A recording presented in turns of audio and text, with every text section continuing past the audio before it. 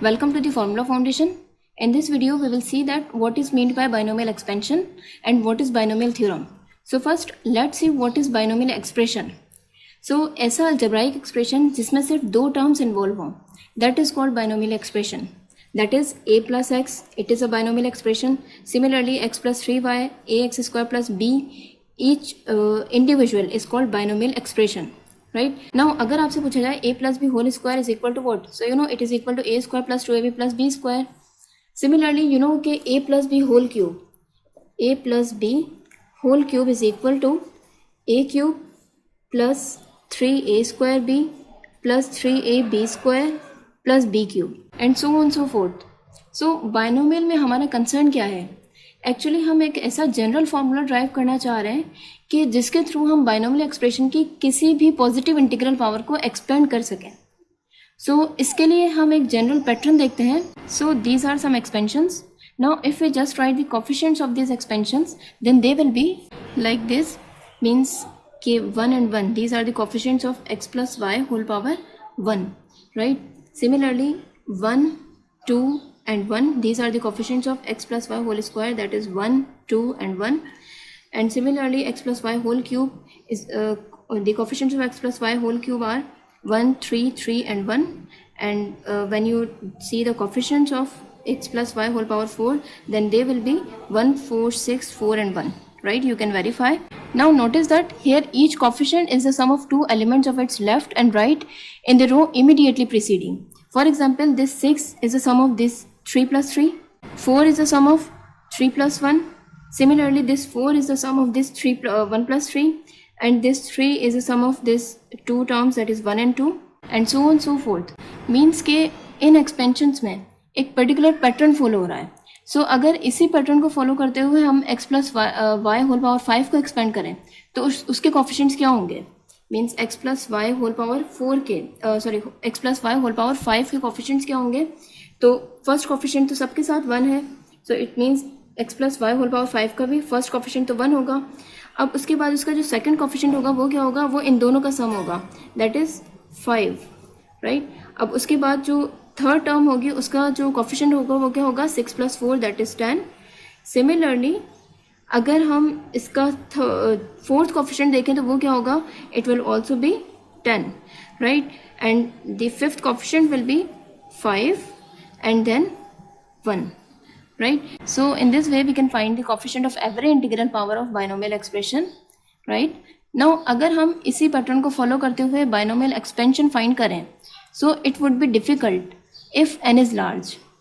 So what we are trying? We are trying to find a particular formula through which we can find every binomial expansion. अच्छा, remember this pattern is called the Pascal's triangle, right? Now in order to find the general formula, let me relate these coefficients by the combination. So I hope you are well aware with the term or with the concept of permutation and combination. So you know how to evaluate the combination. So you know combination is represented as combination and it is represented as NCR. And you know NCR means n combination R is equal to n factorial upon n minus R factorial dot R factorial, right? And there is a restriction that R is less than or equal to n. So now if we write all these coefficients in terms of combination, then we can write them as, that is 1 can be written as 1 combination 0, right? And you know it is another sign of the combination. Similarly, this 1 can also be written as 1 combination 0. Now this coefficients 1, 2 and 1 can be written as 2 combination 0 and 2 combination 2 and again 2 combination 0, 2 combination 1 and 2 combination 2, right? Means these three coefficients 1, 2 and 1 can be written as 2 combination 0, 2 combination 1, 2 combination 2, because you know okay, when you evaluate this combination, that is 1 combination 0, you will get 1. How? 1 combination 0 is equal to 1 combination 1 factorial upon 1 minus 0 factorial dot 0 factorial, right, according to the general formula of the combination. So it becomes 1 factorial means 1 upon 1 minus 0 factorial means 1 dot 0 factorial, 0 factorial is equal to 1, it means it is equal to 1. It means 1 can be written as 1 combination 0. Similarly, this 1 can also be written as 2 combination 0. How? 2 combination 0. When you evaluate this, you will have 2 factorial upon 2 minus 0 factorial, that is again 2 factorial dot 0 factorial. So it will be cancelled out and you have 1 upon 0 factorial, and 0 factorial is equal to 1. It means it is also equals to 1, right? So in this way you can write these coefficients in terms of combinations. So if you write these third coefficients in terms of combination, then you can write them as 3 combination 0. It is also equals to 1. Now this 3 can be written as 3 combination 1, right? And similarly this 3 can be written as 3 combination 2, and then 3 combination 3, right? You can notice that 3 combination 1 is equal to 3, and also 3 combination 2 is equal to 3. How? 3 combination 1, when you evaluate 3 combination 1, then you will have 3 factorial upon 3 minus 1 means 2 factorial dot 1 factorial. So it means when you simplify it, you will have 3 factorial can be written as 3 dot 2 factorial, and 2 factorial as it is dot 1 factorial is equal to 1.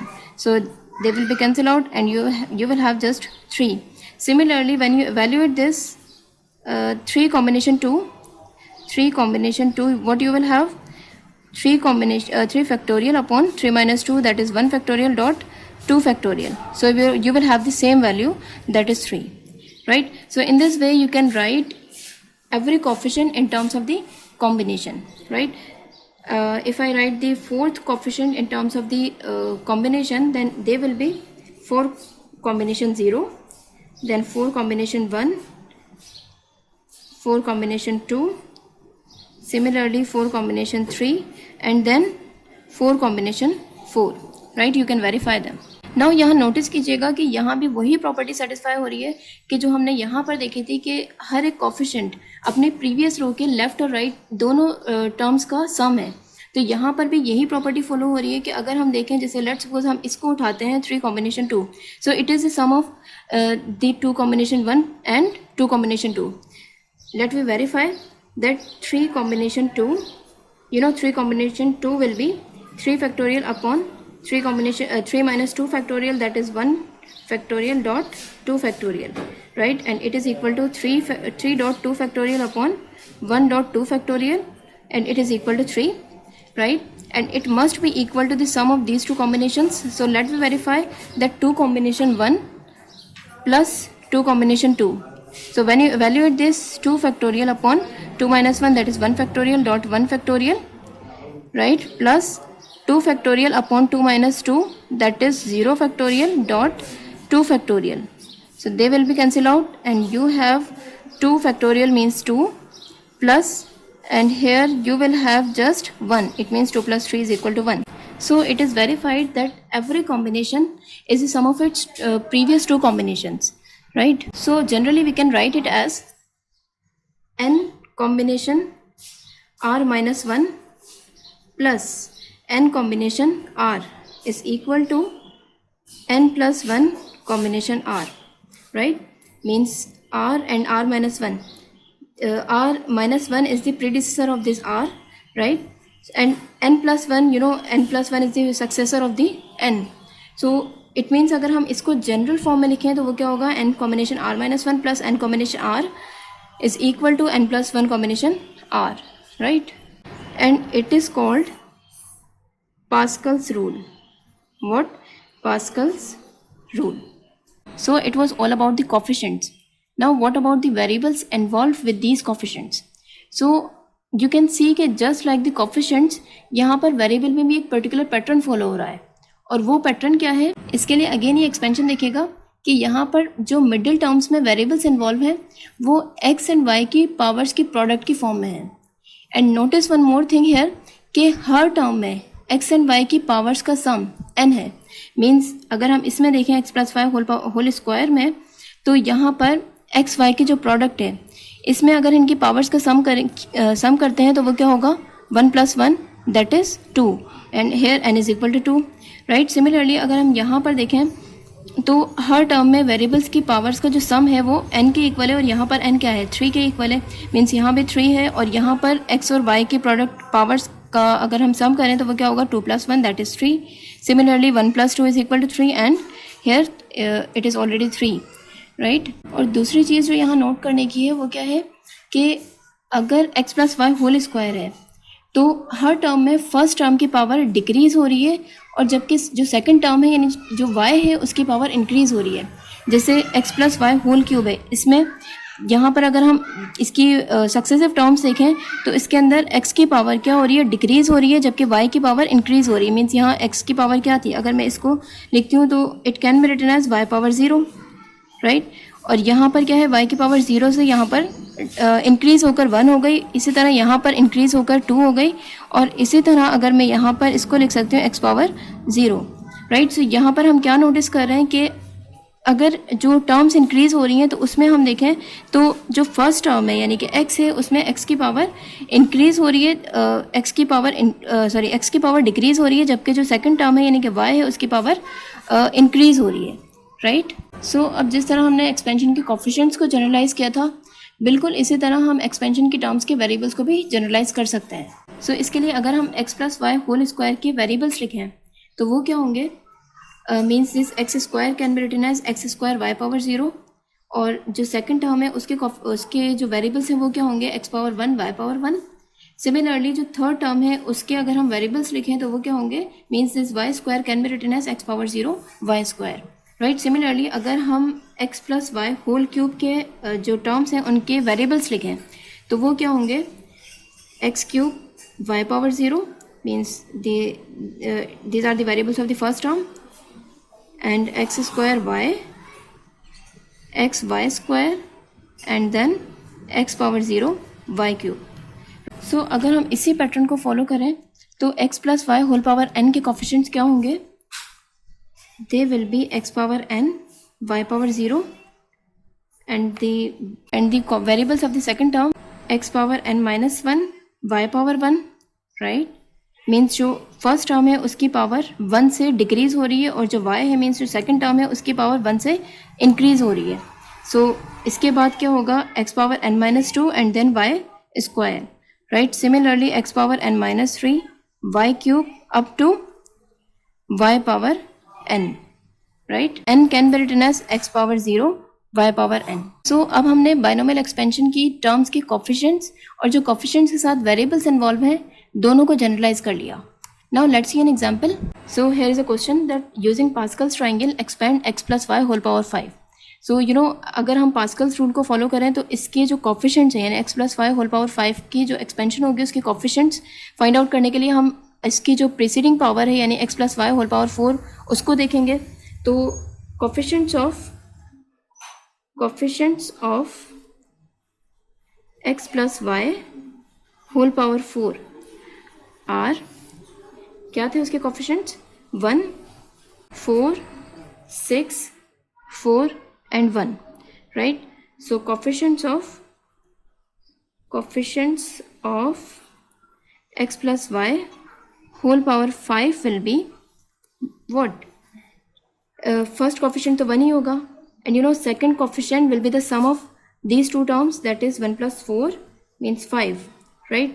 अच्छा, उसके बाद जो third coefficient होगा it will be the sum of these two terms that is 10 and then 10 means sum of these two terms is also 10 and then 4 + 1 that is 5 and last coefficient of the last term will be just 1, right? So these are the coefficients of the expansion x + y whole power 5. Now come to the variables. So how to find the variables? अगर हम उसी rule को follow करें तो इस general rule को देखते हुए इसके कोफिशिएंट्स क्या होंगे x + y होल पावर 5 के x⁻n y⁻0. So here variables are x power n. Here n is equal to 5, so x power 5 y⁻0, right?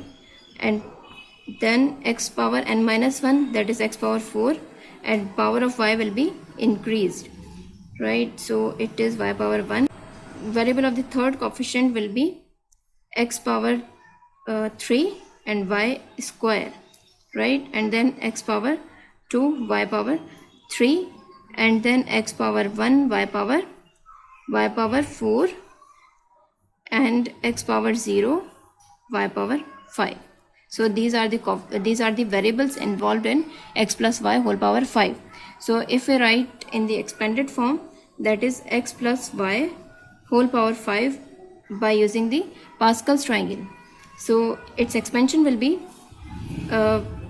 x power 5, right, means ये वन कोफिशिएंट होगा और जो फर्स्ट वेरिएबल है वो coefficient के साथ जो वेरिएबल है वो क्या है, x power 5 and y power 0, you know it is equal to 1, plus second coefficient is 5 and variables are x power 4 y, and then third coefficient is 10 x power 3 y square, and then plus 10x square y cube plus 5x y power 4, and then plus y power 5.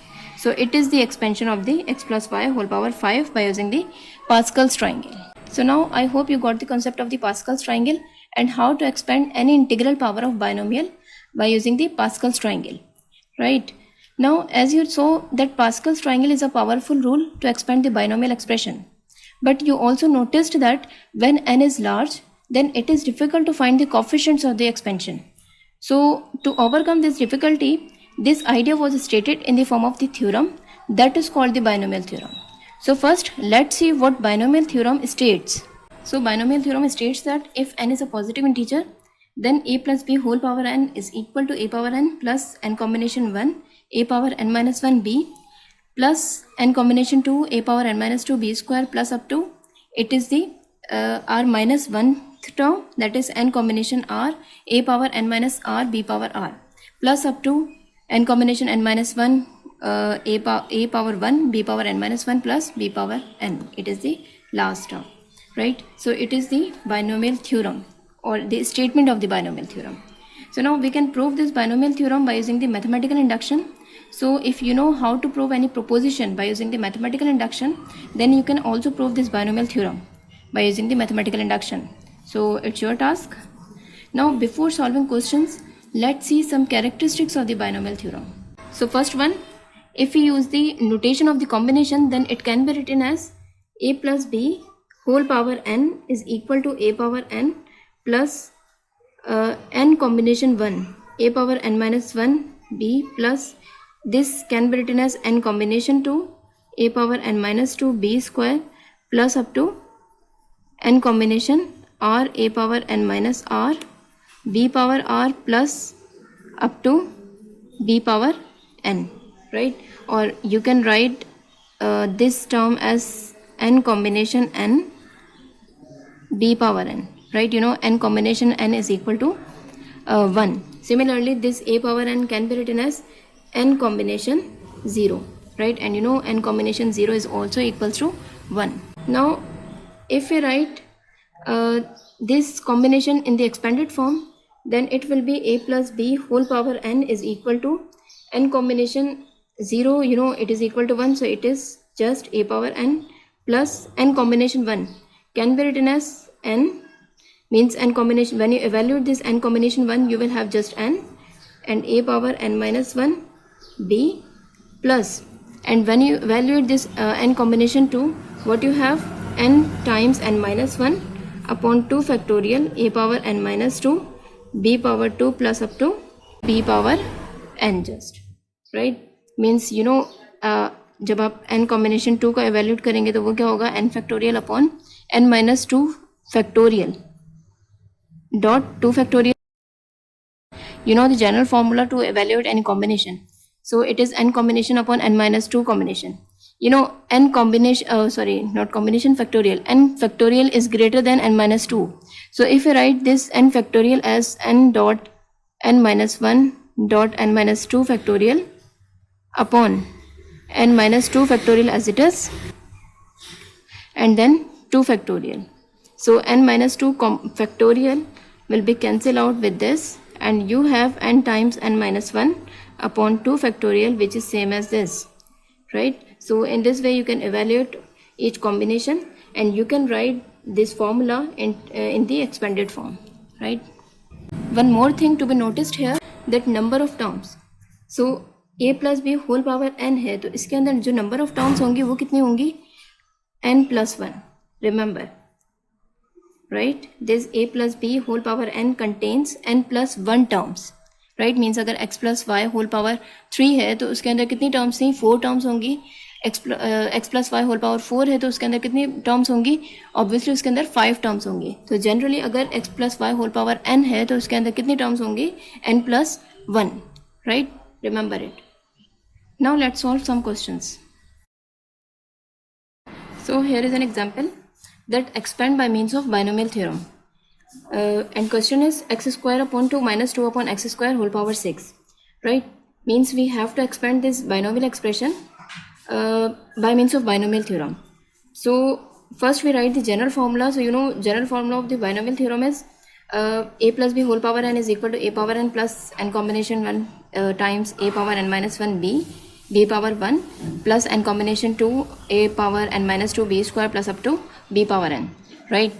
Now if we expand this by using this general formula, so what you have, x square upon 2 minus 2 upon x square whole power 6. Now it can be written as x square upon 2 plus minus 2 upon x square.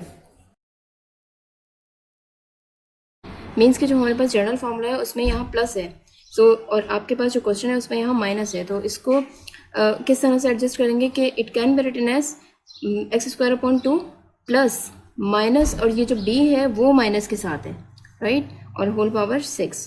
अब इसको हम expand करेंगे इसी general formula के साथ, तो ये क्या होगा, a power n, in this time your a is x square upon 2, so it means x square upon 2, that is a power n, and here n is equal to 6, right, plus n combination 1, n क्या है 6 combination 1, आपको पता है कि power 6 है, it means it has 7 terms, right, so second term is 6 combination 1, a power n minus 1, a क्या है आपके पास x square upon 2 power n minus 1 means के 5, और b क्या है, b माइनस के साथ होगा 2 अपॉन एक्स स्क्वायर, और b पावर 1 है, right.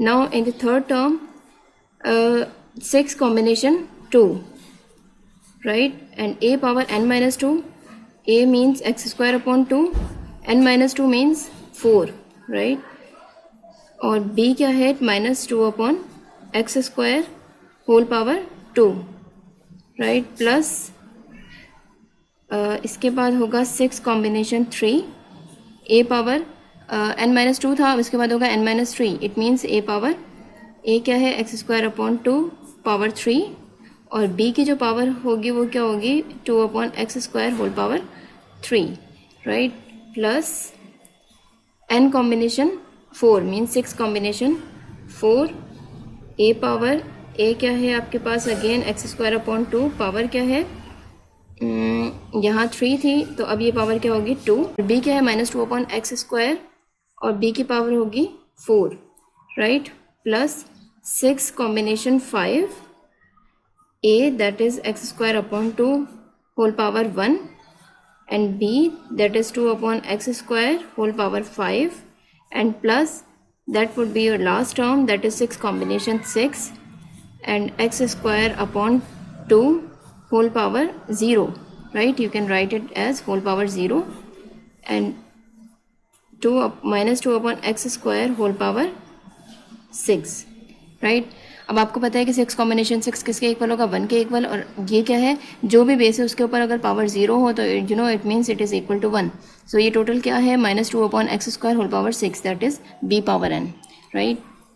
Now if you further simplify it, so what you have, first term x square upon 2 whole power 6, you know powered, if powered number has power it means powers will be multiplied, so it becomes x power 12 upon 2 power 6, right, plus 6 combination 1, you know how to expand 6 combination 1, 6 factorial upon 6 minus 1 factorial, that is 5 factorial dot 1 factorial, and here x square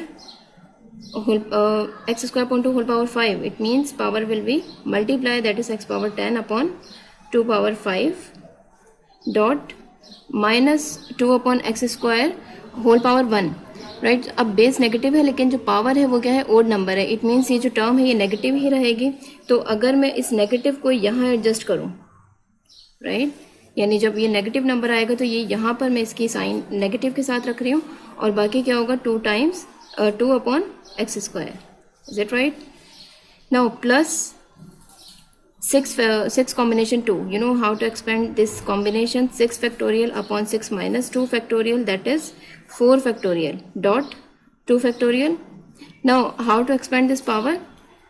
X square whole power 4, it means x power 8 upon 2 power 4 dot, अब ये जो minus की जो base है यानी -2 upon x square, इसके ऊपर जो पावर है वो इवन नंबर है। एंड यू नो कि जब पावर इवन होती है और अगर बेस नेगेटिव है तो पावर जो बेस है वो क्या हो जाएगी, जो भी आंसर होगा वो पॉजिटिव होगा, राइट। सो अब यहाँ पर ये साइन पॉजिटिव ही रहेगी क्योंकि ये जो टर्म है आपके पास अब ये पॉजिटिव हो गई। सो it means it becomes 2 square upon x power, x square पर जब आप ये स्क्वायर लगाएंगे तो पावर्स मल्टीप्लाई होंगे तो क्या हो जाएगा, 2 2 ज़ा 4, right, and plus now expand this combination, 6 combination 3, so it becomes 6 factorial 6 minus 3, that is 3 factorial dot 3 factorial and x square upon 2 whole cube. अब जब इसको एक्सपेंड करेंगे तो ये क्या होगा, यहाँ पर भी पावर्स मल्टीप्लाई होंगी, सो it becomes x power 6 upon 2 power 3, right. और यहाँ पर क्योंकि बेस नेगेटिव है, पावर ओड है, तो अब यहाँ पर भी ये जो साइन होगी भी क्या हो जाएगी, नेगेटिव, राइट। और 2 पावर 3 अपॉन एक्स पावर, जब ये एक्स स्क्वायर से जब ये 3 मल्टीप्लाई होगा तो क्या हो जाएगा, x power 6, right, plus 6 combination 4, that is 6 factorial upon 6 minus 4, that is 2 factorial dot 4 factorial. Now x square upon 2 whole square, it means it becomes x power 4 upon 2 square and minus 2 upon x square whole power 4. So ये plus की term हो जाएगी क्योंकि power जो है वह even है. So it becomes 2 power 4 upon x square whole power 4. It means it becomes x power 8, right? Plus 6 combination 5.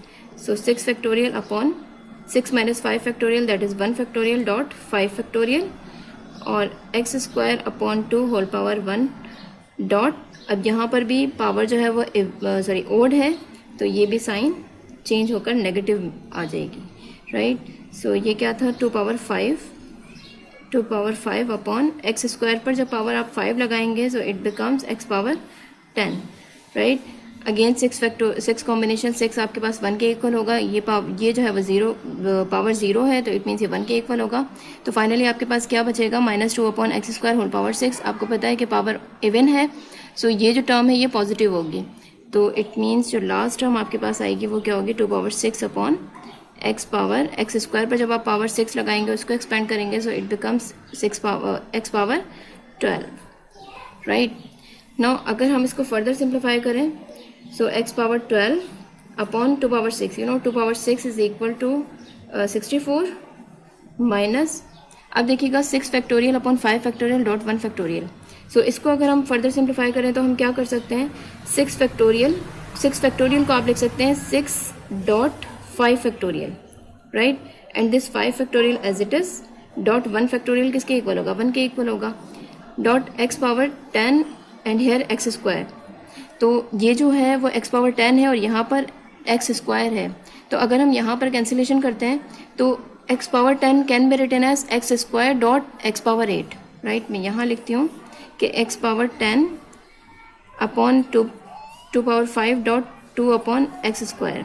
तो देखिएगा कि जो एक्स पावर 10 है it can be written as x square dot x power 8 upon 2 power 5. 2 power 5 can be written as 2 dot 2 power 4, right, dot 2 upon x square as it is. So x square will be cancelled out with this x square and this 2 will be cancelled out with this 2. So remaining terms are x power 8 upon 2 power 4, right. So in this way you can simplify these terms, right. So it means it becomes x power 8 upon 2 power 4, right. This 5 factorial will be cancelled out with this 5 factorial. So यहाँ पर आपके पास क्या बाकी रहेगा, सिर्फ 6 times x power 8 upon 2 power 4, ठीक है. आप चाहें तो यहाँ पर ही 2 पावर 4 का एक्सपेंड कर लीजिएगा, it is equal to 16, right. Now in the third term, it is written 6 factorial upon 4 factorial dot 2 factorial. So if you simplify it, you will have 6 dot 5 dot 4 factorial upon 4 factorial as it is dot 2 factorial is equal to 2, right?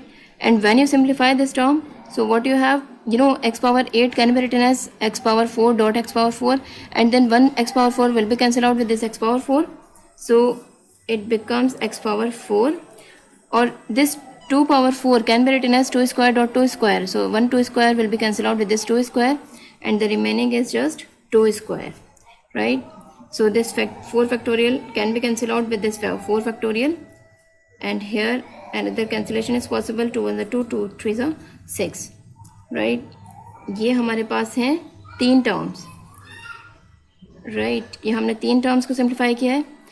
इस term को हम यहाँ पर simplify करते हैं. ये क्या है? 6 factorial.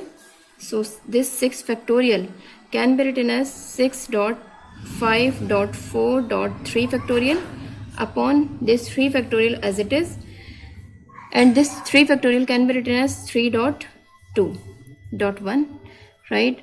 And here 6 x power 6 will be cancelled out with this x power 6, and 2 cube will be cancelled out with this 2 cube.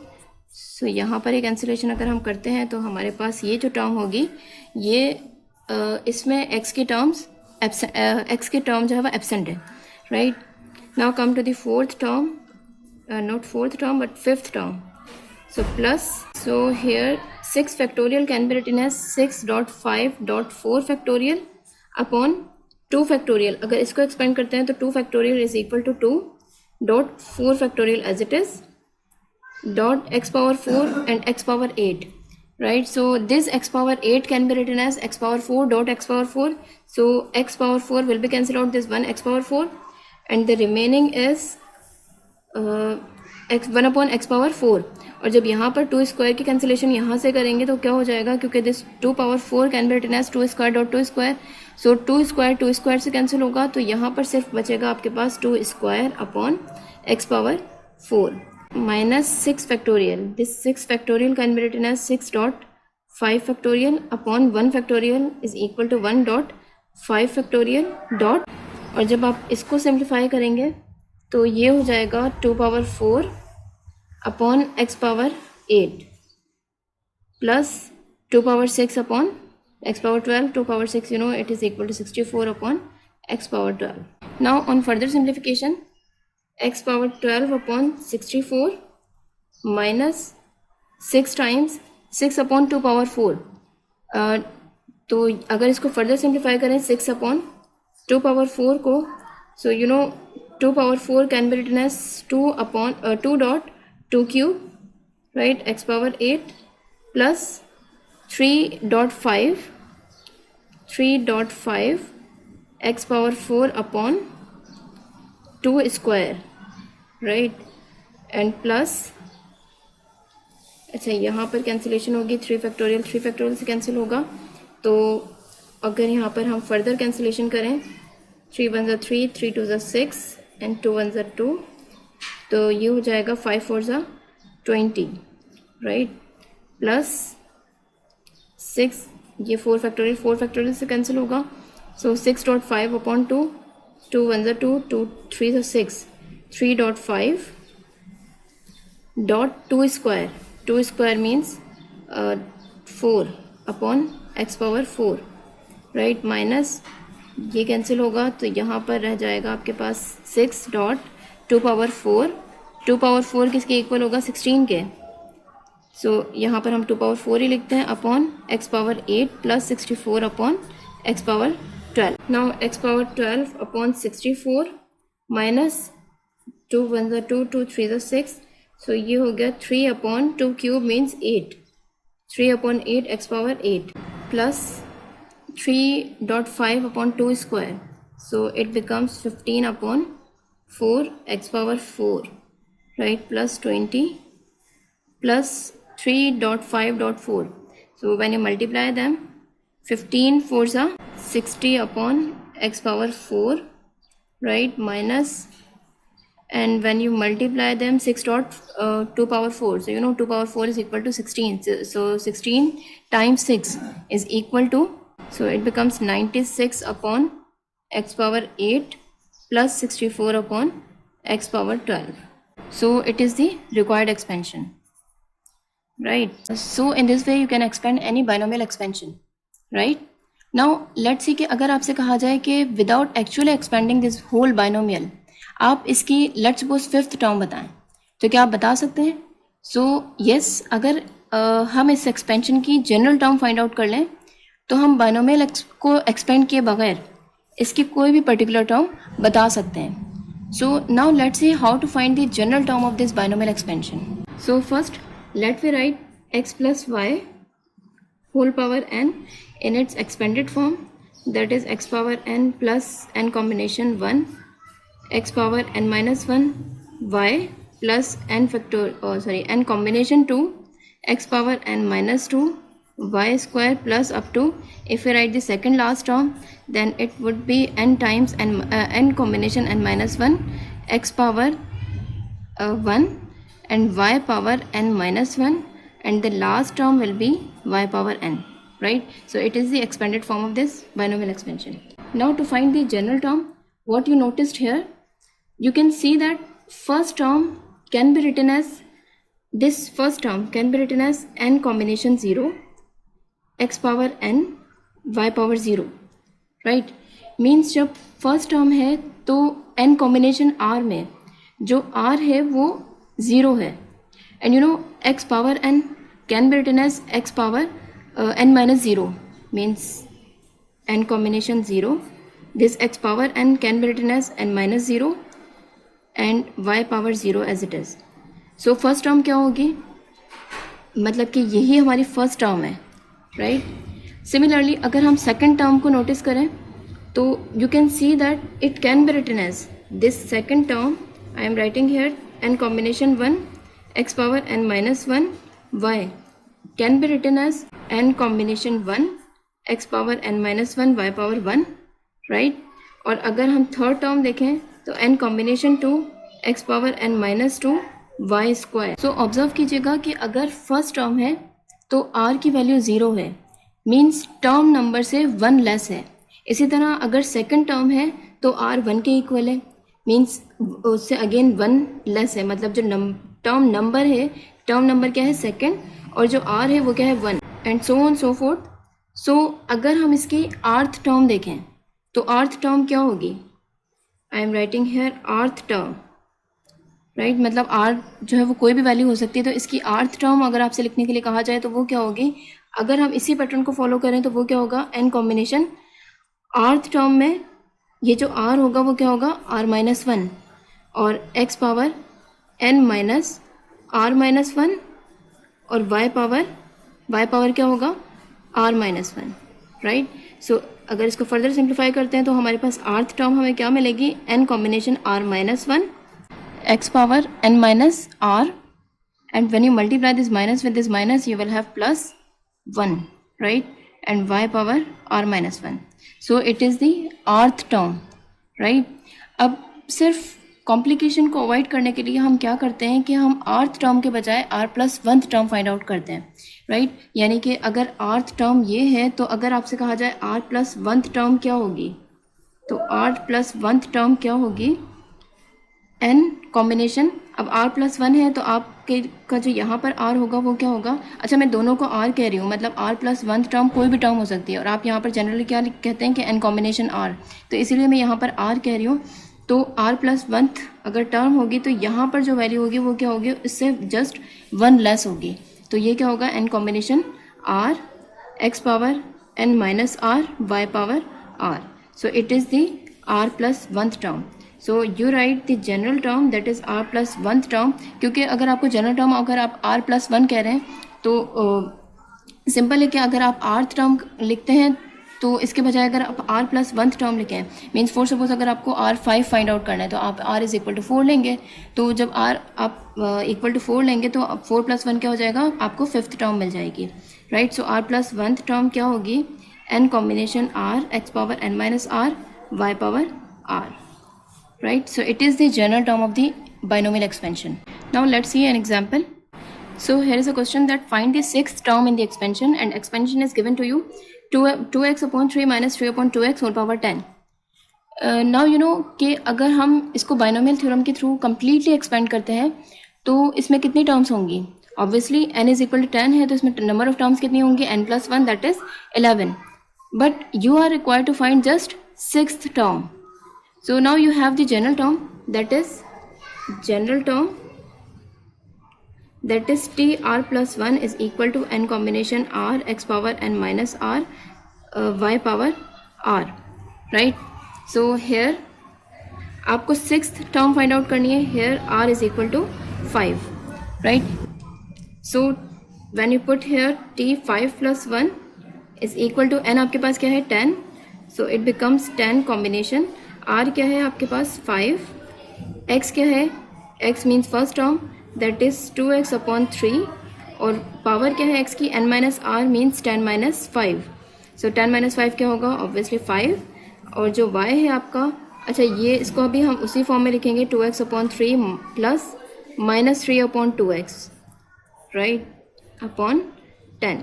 so b क्या है minus 3 upon 2x whole power r क्या है 5, right? so when you simplify it you will get the desired term. so when you further simplify it, so it becomes 10 factorial upon 5 factorial dot 5 factorial dot 2x power 5 upon 3, right? so it becomes 2x power 5.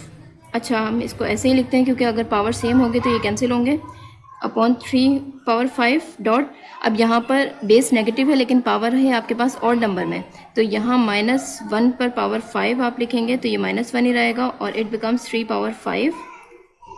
I am writing here 3 power 5 upon 2x whole power 5, right? So ये तो cancel हो जाएगा और -1 whole power 5 आपके पास क्या रहेगा -1, right?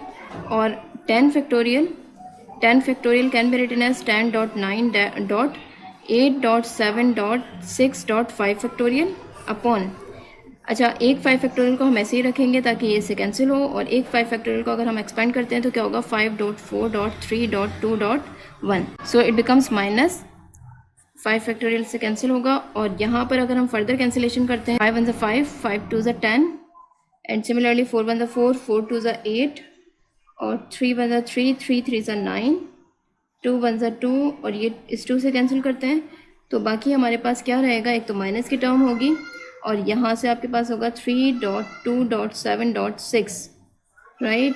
So it becomes when you multiply all these values what you have -252, right? You can verify it. So I hope you got it. In the next video we will solve some other questions related to this topic. That's it.